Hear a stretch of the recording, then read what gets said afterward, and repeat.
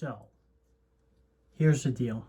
It's not like back in the day where you can just kind of drive up to a shop door and then be like, oh, give her the full run up, and then they adjust your spark plug gap and change your serpentine belt, your oil, and adjust the lash underneath your valve cover. We live in a time where going to a mechanic shop is like almost playing the lottery. You never quite know what you're going to get, and 95% of the time you never win. You end up walking in for an oil change and then walking out with $5,000 worth of work to your car, and then you're having some type of buyer's remorse, and you're like, why the fuck did I just spend that much money? Here's the deal. This is how you find a good, reputable mechanic shop in 2025 in modern day times. Probably the most difficult thing you can do for your vehicle, and God bless you. I hope you find one. I will say, just from my experience, that 90% of people to 95% of people in the industry aren't exactly qualified to do exactly what you need done to your car.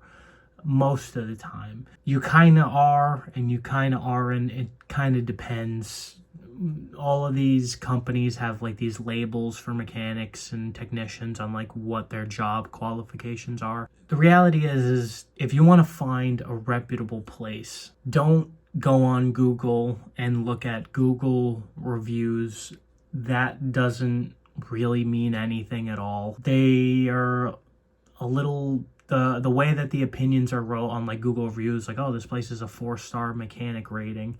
It's like, yeah, I don't believe that, because I think a lot of service advisors at a lot of mechanic shops are very talented with the tongue and kind of, their job is to sell you things. They're not there to be your friend. They're there to make money. And at the end of the day, everyone's there to make money.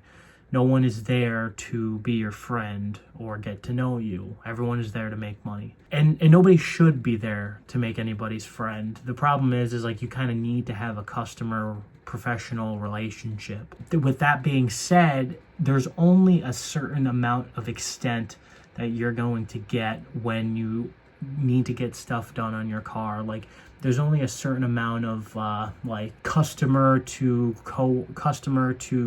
mechanic shop professionalism before it starts turning into a how much money can we get from this person kind of game. And you need to be conscious of that when you go to places. This is what you got to do. You're looking for a mechanic shop. First, it depends on what they do. Like, what do they specialize in? Like, if you really want to narrow it down, if like one place does tires, one place just does oil changes, and then your dealers for your whatever specific name brand car does it all. Usually, I would recommend only go to the people for oil. They're not going to try and upcharge you on like a bunch of different mechanical components on your car. Maybe like cabin filters, air filters, possibly a brake job. It's better than having like a $5,000 bill after going to get an oil change at a dealership.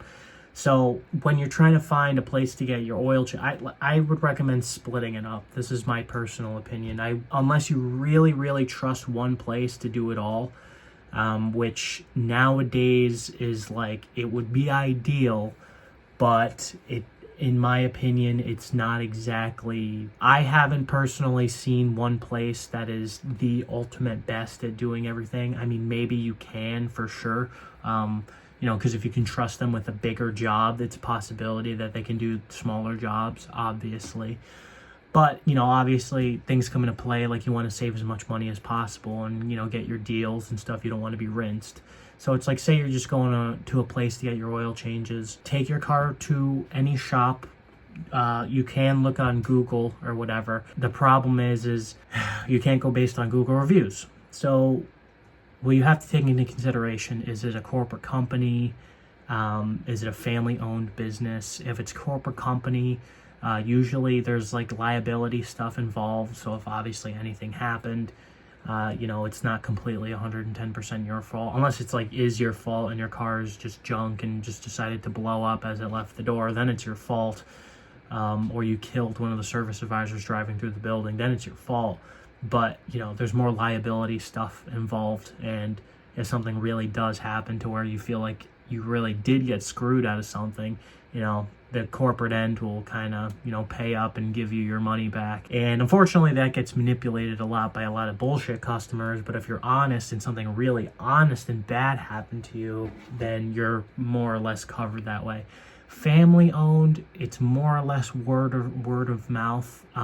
They can cover you just in case something happens or just out of the kindness of their hearts, but it is a family owned place. They might just tell you to screw, which is all in their power to do so.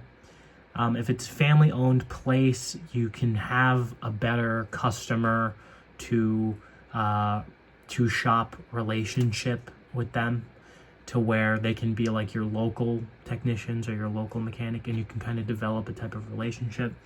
And then they get to know you as a customer, and they can know exactly what you need and what you want, get you in and out as fast as humanly possible. That's on your end. You can choose which one, because it still is kind of up in the air, hit or miss. I would recommend, personally, I would rather your money go to a small family-owned business that is somewhat reputable than just a dealership. That's my personal opinion. You can go to a dealership. I push for a lot of like smaller businesses more than I would a corporate dealership, so I would always try and go to them first. This is what you start with. You go get an oil change done. And what's going to happen is you're going to get to know a lot of the people that work there just based off that oil change and the little information that you get.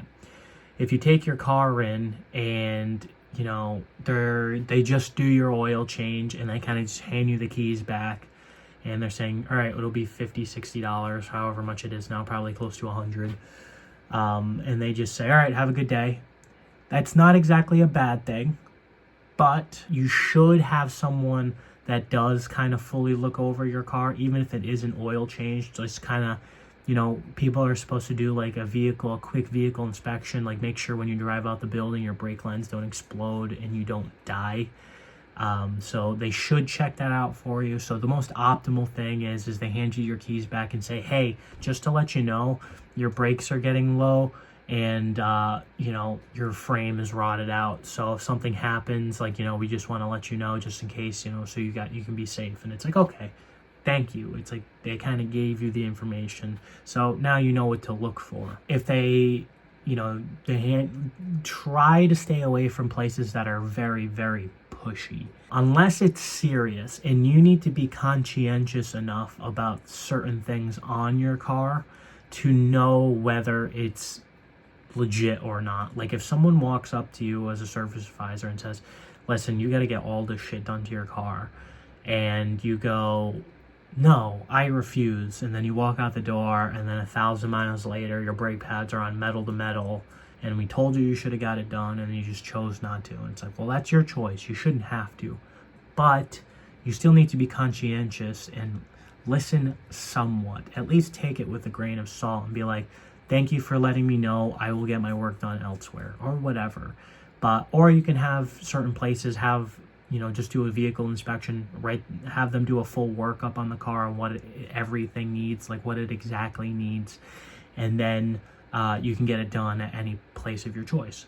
So obviously, just dip your toe in the water. Go get an oil change somewhere.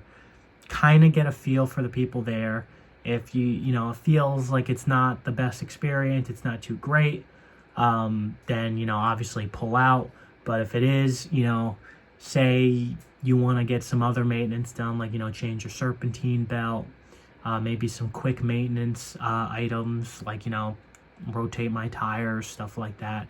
Go back, see, what it's like, ask them, ask questions. I was looking to get a set of tires, like, what should I do? See if they're knowledgeable. Compare a couple of places, like, take your local areas and go to each one, compare them, like, kind of get around a little bit, and then you'll kind of find your place.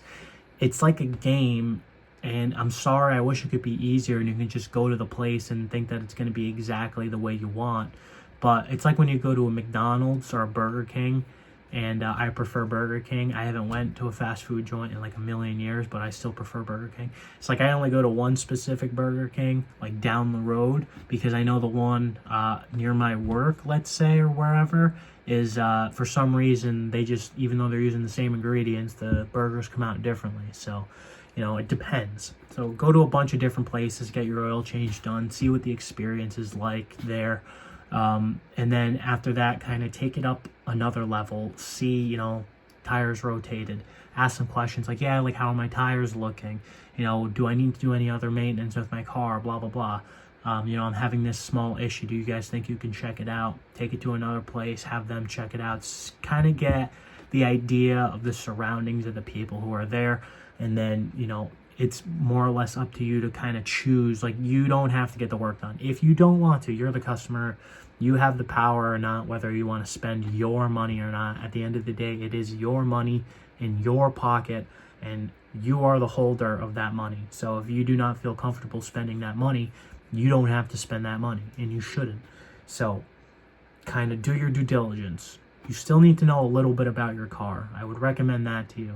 Like, yes, you take your car and you just say, all right, here, take my car, take my keys, just let me know when it's done. It's like, unless you're loaded and you have a shit ton of money, sure, why not?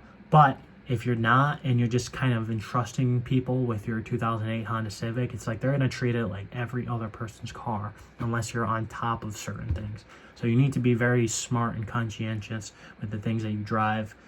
You know, learn a little bit about things yourself, on like how your tires, when your tires should be rotated, stuff like that. Like, kind of give yourself a little bit of knowledge. So after you kind of go get certain amounts of work done, and you finally kind of decide out of the three, you know, obviously money is going to be a factor for most people. Most mechanic shops have a lot of like quirks here and there, and it's almost like you kind of need to learn, but it depends. It's like I said, it's your money. If say your car needs an exhaust, you take it to a mechanic, most of them will say, well, we're going to have to replace the whole exhaust. And then you take it to a welder, and a welder goes, all right, we only got to weld one section of the exhaust and you'll be all right. You know what I mean? So it varies and it depends. You, like, say you have a check engine light on. Most of the times, a lot of check engine lights nowadays are for quick misfires. Quick misfire codes like coil packs, evap codes, or O2 sensors or NOx sensors or something like that. Those are like pretty generic codes, like maybe some thermostat codes thrown here and there. But like, say you have an O2 sensor code, it's like, hey, you know, do you guys think you can check this out for me? Or you can go to the store and go buy a quick like $60 code scanner, do some research yourself, like, why is this on? Kind of, you know, gain yourself some knowledge. And then walk in and be like, hi, so I scanned my car and it says I have a code for an O2 sensor issue or something like that. I was wondering if you guys can help me out. And then, you know, go to, and if they say, oh yeah, oh boy, you're going to need that O2 sensor and you're going to need all this $3,000 worth of work, be like, okay, well, I'm going to, thank you, have them print out the sheet and then be like, I'm going to go check somewhere else out. And then if you go to another shop and say, you only need the O2 sensor, you're fine. And then you put the O2 sensor in, it's like, okay, great. To be honest, when other mechanic shops hear each other say that, oh, they were trying to fuck this customer over or something like that, they kind of laugh because they're getting the sale. So if they end up replacing the O2 sensor, or you say, oh yeah, yeah, totally, 100%, you need to get all this work done like that other mechanic shop said, but we can do it here cheaper. You know, don't fall for that. It's like, yeah, probably they can, but you also need to take into consideration like which shop would actually do it better. All in all, you just need to be very conscientious, be aware of certain shops around you. It's more or less a common sense thing, but I'm going to be honest, a lot of people nowadays don't exactly have that level of common sense, and it's pretty sad. But honestly, it's like going to find, literally finding a mechanic shop is like trying to find a group of friends. It's like you kind of need to go out a little bit and go to different places and kind of just test the waters to see like what's up. And then once you find your specific place, you'll be like, hey, what's up? I'm just dropping my car for service. They'll get to know you. They'll know exactly what you need. And they'll have you held in closely into their hearts. So That's all. Quick video. Thank you.